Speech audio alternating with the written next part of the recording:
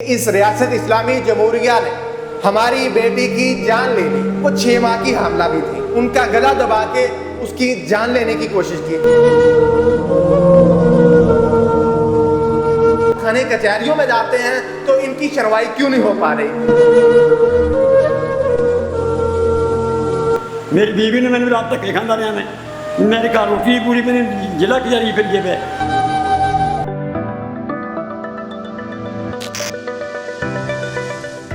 अस्सलाम वालेकुम नाज़रीन, मैं हूं आपका मेज़बान AK आज़ाद। आप देख रहे हैं नवाए इंसान। नाज़रीन, इस्लामी जमहूरिया पाकिस्तान में आज यौम आज़ादी मनाया जा रहा है। नाज़रीन, इस वक्त ताज बाग के इलाके में मैं एक ऐसे गर्ब में मौजूद हूं जो इस वक्त रियासत इस्लामी जमहूरिया इस धरती माँ से एक सवाल करता है कि इस रियासत इस्लामी जमहूरिया ने हमारी बेटी की जान ले ली निज़ाम जुल्म की वजह से। हम सवाल दराज करते हैं कि हमें इंसाफ कब मिलेगा।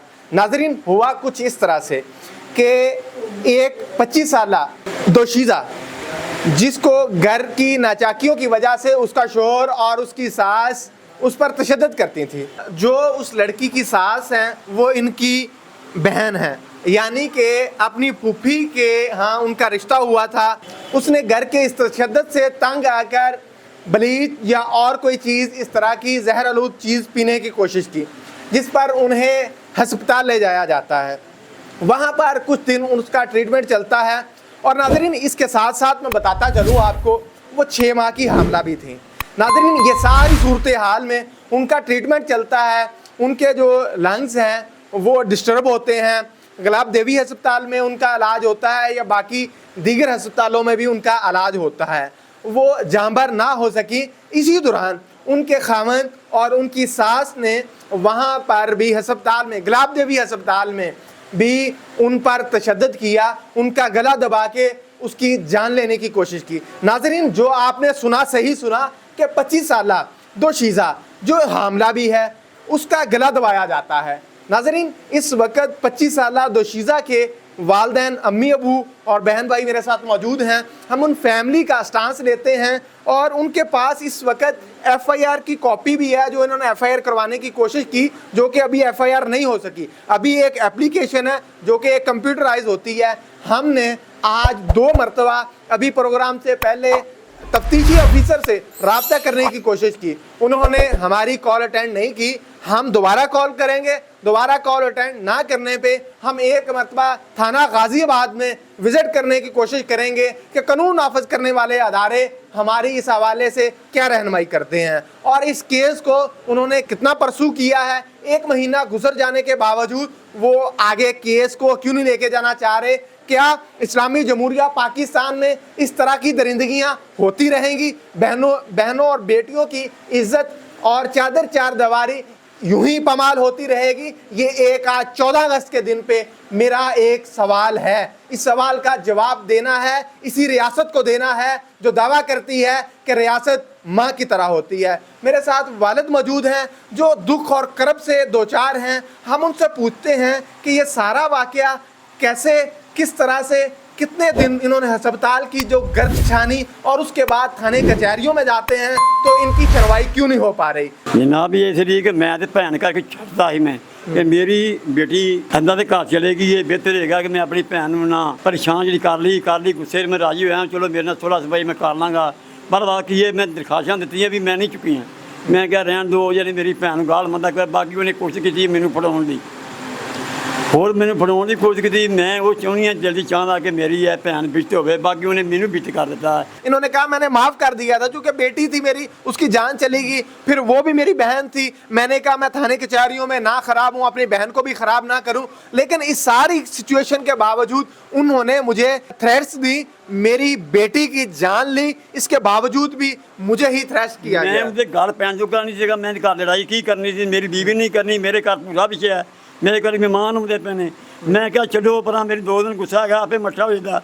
उनके बेटे ने बोलिया बड़े ने कि मामू जान दो पर घर तेरी भैन। मैं उन्होंने गुस्से मैं अच्छा पुत्र वेखा जिम्मे दुआ कहने कर लाँगे। सवेर गल आई तो मेरी दरखास्त एक मसीहा ही पढ़ाउण लिया मैनू। मेरी बीवी ने मैंने रात धक्के खांदा रहा। मैं मेरे घर रोटी पूरी मैंने जिला कचहरी फिर गए पे। उनके घर ही नहीं जो है ही नहीं कि लोग मगर ला के भाई सानू मियाँ डर मेरे इंसाफ दो। ਮੈਨੂੰ ਇਨਸਾਫ ਚਾਹੀਦਾ। ਮੈਂ ਤੈਨੂੰ ਮਾਫੀ ਦੀ ਪਈ, ਮੈਨੂੰ ਮਾਫੀ ਮੈਨੂੰ ਨਹੀਂ ਦਿੰਦੀ ਪਈ ਉਹ। ਮੈਂ ਕੀ ਗੁਨਾਹ ਕਰ ਲਿਆ? ਮੈਂ 30 ਰੁਪਏ ਲਏ, ਲਾ ਇਲਾਹਾ ਇਲੱਲਾ ਮੁਹੰਮਦ ਰਸੂਲullah ਕਲਮਾ ਸ਼ਰੀਫ ਪੜ੍ਹ ਕੇ ਇਹ ਗੱਲ ਨਾ ਕਿ ਮੈਂ ਬਾਹਰ ਤੋਂ ਮੰਗ ਕੇ ਮੈਂ ਟੈਸਟ ਕਰਾਏ ਨੇ। ਅੱਲਾ ਦੀ ਕਸਮ ਖਾ ਕੇ ਮੈਂ ਇਹ ਗੱਲ ਕਹਿਣਾ ਕਿ ਮੈਂ ਮੰਗ ਕੇ ਲੋਕ ਟੈਸਟ ਕਰਾਏ ਨੇ। ਟੈਸਟ ਦੇ ਵਿੱਚ TV ਨਹੀਂ ਆਇਆ। ਮੈਨੂੰ ਦੱਸਿਆ ਅੱਬਾ ਮੈਂ ਫਰਨੀਚਰ ਪੀਤੀ, ਮੈਨੂੰ ਉਹ ਪਿਆ, ਮੈਨੂੰ ਫਿਰ ਪਤਾ ਲੱਗਾ। ਮੈਂ ਕਿਹਾ ਇਹ ਵੀ ਗੱਲ ਮੈਂ ਨਹੀਂ ਲੈਂਦਾ, ਮੈਨੂੰ ਮਾਫੀ ਭੈਣ ਦਿੱਤੀ ਹੈ। ਮੈਂ ਕੁਰਾਨ ਦੀ ਕਸਮ ਖਾ ਕੇ ਗੱਲ ਕਿ ਮੈਂ ਮੰਗ ਕੇ ਚੜ੍ਹ ਕੇ ਪੈਸੇ ਮੈਂ ਮੰਗਾ ਧੀ ਦੇ ਲਿਆ 14 ਮੇਰੀ ਧੀ ਬਾਜੇ। ਮੈਨੂੰ ਬੰਦੇ ਨੇ ਬੋਲਿਆ ਡਾਕਟਰ ਬਾਬਾ ਜੀ ਤੁਸੀਂ ਵੀ ਆਓ, ਤੁਹਾਡੇ ਸਮਝੀ ਨਹੀਂ ਬੀਬੀ ਹੋਵੇ ਸੀ ਨਾ। ਮੈਂ ਕਿਹਾ ਪੁੱਤਰ ਮੈਂ ਵੀ ਉਹਦਾ ਪਿਓ ਹੋਵੇ ਅਤੇ ਮਾਂ ਵੀ। ਉਹਨੇ ਕਿਹਾ ਇਹਦੇ ਬੱਚਾ ਰਕਤ ਕੋਲੋਂ ਛੱਡ ਗਿਆ। 15 ਮਿੰਟਾਂ ਦੇ ਵਿੱਚ ਇਹਨੂੰ 15 ਮਿੰਟ ਜਿਹੜੇ ਜ਼ਿਆਦਾ 40 ਮਿੰਟ ਇਹਦੇ ਵਿੱਚ ਇਹ ਚੀਜ਼ਾਂ ਮੈਨੂੰ ਲਿਆ ਦੇ ਟੂਪਾਂ ਹੁੰਦੀਆਂ ਜਿਹੜੇ ਬੱਚਾ ਖਾਂਦਾ ਖਾਣਾ ਖਾਂਦਾ ਉਹ ਖਤਮ ਹੋ ਗਈ ਹੈ। ਮੈਂ ਭੱਜਾ, ਮੇਰੇ ਕੋਲ ਪੈਸੇ ਟੁੱਟ ਗਏ ਨੇ। ਮੇਰੇ ਕੋਲ ਇੱਕ 2000 ਰੁਪਈਆ ਮੇਰੇ ਕੋਲ ਅਤੇ 1000 ਰੁਪਈਆ ਮੇਰੇ ਕੋਲ ਪੈਸੇ ਨਹੀਂ ਬਣੇ। ਮੈਨੂੰ ਆਵਾਜ਼ ਮਾਰੀ ਛੇਤੀ ਕਰ। ਮੈਂ ਆਵਾਜ਼ ਮੰਗਣਾ ਸ਼ੁਰੂ ਕੀਤਾ। ਮੈਨੂੰ ਇੱਕ ਬੰਦੇ ਨੇ ਰਾਬਤਾ ਇੱਕ ਹੈਗਾ ਜੀ ਸੜਕ ਬੋਰਡ ਦਾ, ਉਹਨੇ ਦਿੱਤੇ ਮੈਨੂੰ। ਇੱਕ ਪੱਖੜ ਦਾ ਆਇਆ ਬੰਦਾ, ਉਹਨੇ ਮੈਨੂੰ 1000 ਰੁਪਇਆ ਦਿੱਤਾ। ਮੇਰੇ ਹੱਥ 'ਚ ਕਾਪੀ ਵੇਖੀ, ਪੈਸੇ ਵੇਖੇ ਉਹਨਾਂ ਮੇਰੇ ਹੱਥ 'ਚ ਕਿ ਬਾਬਾ ਜੀ ਸੱਚਾ ਬੋਲਦਾ ਹੈ। ਉਹਦੇ ਕੋਲ ਗਿਆ ਇੱਕ ਬੰਦਾ ਆਇਆ, ਉਹਨੇ ਕਿਹਾ ਬਾਬਾ ਕਿੰਨੇ ਪੈਸੇ ਚਾਹੀਦੇ ਨੇ? ਉਹਨੇ ਕਿਹਾ ਬਾਬਾ ਜੀ ਆਹ ਲਓ ਪਰਚੀ ਦੀ। ਮੈਂ ਕਿਹਾ ਨਹੀਂ। ਉਹਨੇ ਕਿਹਾ ਜੀ ਮੇਰੀ ਪਿਓ ਦੇ ਰਾਤ ਦੇ ਦੀ। ਮੈਂ ਕਿਹਾ ਮੈਂ ਲੈ ਕੇ ਤੂੰ ਮੈਂ ਜੋ ਟੂਪਾਂ ਲਿਆਂਦੀਆਂ ਥੋੜ੍ਹੀ ਥੋੜ੍ਹੀਆਂ ਅੰਦਰ ਜਿਹੜੀ ਬੱਚਾ ਖਾਣਾ ਪਹੁੰਚਾਉਂਦੀਆਂ ਨੇ। ਉਹਨੇ ਡਾਕਟਰ ਨੂੰ ਪੁੱਛਿਆ ਜੀ ਮੈਂ ਪੁਲਿਸ ਮੰਗਵਾਉਣੀ। ਉਹਨੇ ਕਿਹਾ ਬਾਬਾ ਜੀ ਅਸੀਂ ਇਲਾਜ ਕਰਨ ਵਾਲੇ ਬੰਦੇ ਹਾਂ, ਤੈਨੂੰ ਕੋਈ ਗੱਲ ਨਹੀਂ ਆਵੀ ਮਰਕਜ਼ ਇੱਥੇ ਤੂੰ ਨਹੀਂ ਕਰਨੀ, ਸਾਡੇ ਖਿਲਾਫ ਕੋਈ ਗੱਲ ਨਹੀਂ ਕਰਨੀ। ਅਸੀਂ ਕੋਸ਼ਿਸ਼ ਕਰਦੇ ਤੇਰੇ ਬੱਚੇ ਨੂੰ ਬਚਾਉਣ ਦੀ। ਇਹ ਬੱਚਾ ਬਚ ਜਾਵੇ, ਜੇਕਰ ਬੱਚਾ ਨਾ ਬਚੇ ਜ਼ਹਿਰ ਫੈਲ ਦਾ ਅਤੇ ਜਨਾਨੀ ਬੱਚੀ ਜਿਹੜੀ ਹੈ ਫੌਤ ਹੈ। ਉਹਨਾਂ ਨੇ ਕੋਸ਼ਿਸ਼ ਪੂਰੀ ਕੀਤੀ। ਅੱਜ ਮੈਂ ਉਹਨਾਂ ਖਿਲਾਫ ਗੱਲ ਕਰਾਂ ਅਤੇ ਮੇਰੀ ਨਹੀਂ ਚੰਗੀ ਲੱਗਦੀ, ਕਿਉਂ ਮੈਨੂੰ ਉਹਨਾਂ ਨੇ ਆਹ ਚੀਜ਼ ਕਰਦੇ ਰਹੇ ਨੇ।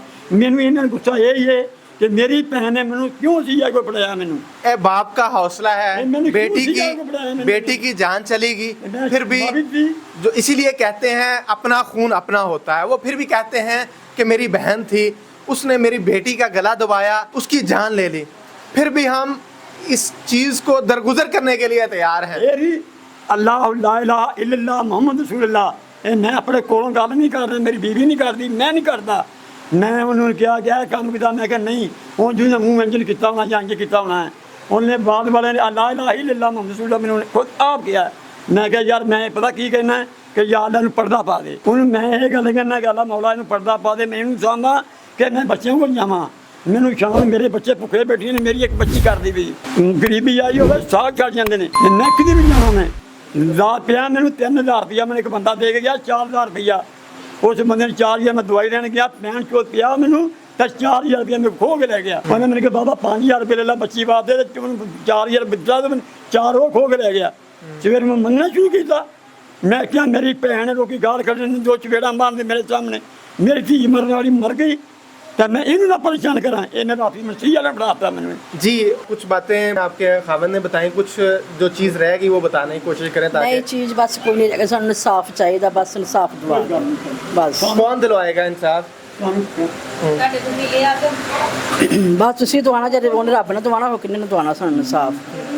तो इस हवाले से जो आपके मियाँ साहब ने बात की है, इसमें कोई ऐसी चीज़ जिस हवाले से आप ये कहना चाहें कि वो जैसे 6 माह की हामला थी, आपको ये सारी सिचुएशन का नहीं पता था, जब वो अस्पताल में गए वापस आए वो सारी सूरत हाल में सास का क्या रोल था, आप वहाँ पर नहीं मौजूद थे तो ये गला कैसे दबा दिया बच्ची ने?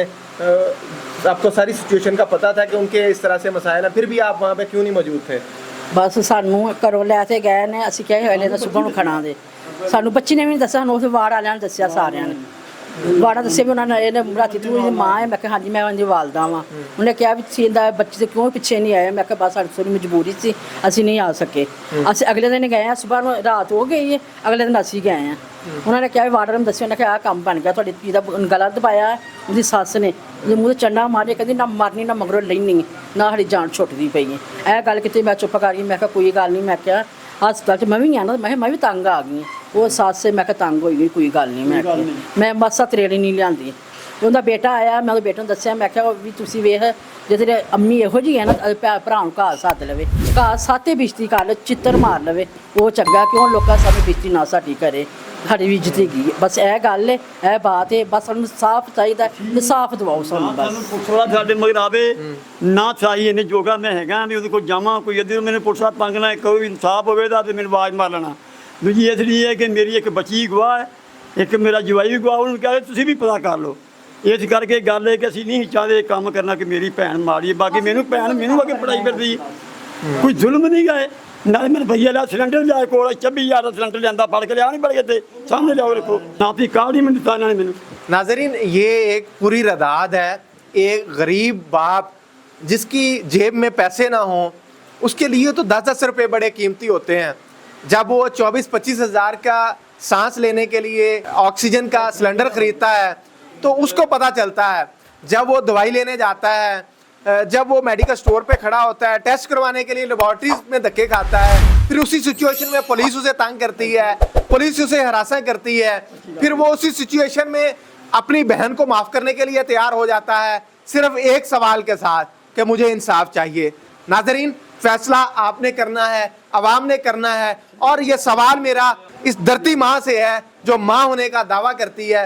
नाजरीन, आपने फैसला करना है कि ये सारी सूरत हाल में कौन कितना जुर्मदार है, और इनको हम इंसाफ दिलाने के लिए हमारी कोशिश होगी कि थाना गाजियाबाद में हम खुद जाएं, विज़िट करें, इन्वेस्टिगेशन ऑफिसर से मिलें और उनसे पूछें कि भाई आपके पास जब एप्लीकेशन आ गई तो आपने 1 महीने में इस पर क्या लाहेमल किया, अगर नहीं किया तो क्यों नहीं किया, क्या वो भी बाकी केसेस की तरह पैसे लेके खामोश तमाशे बन गया या कि इसके पीछे कोई और अलमिया है। इसी के साथ मुझे अपने मेज़बान AK आज़ाद को इजाज़त दीजिए। देखते रहिए नवाए इंसान, अल्लाह निगहबान।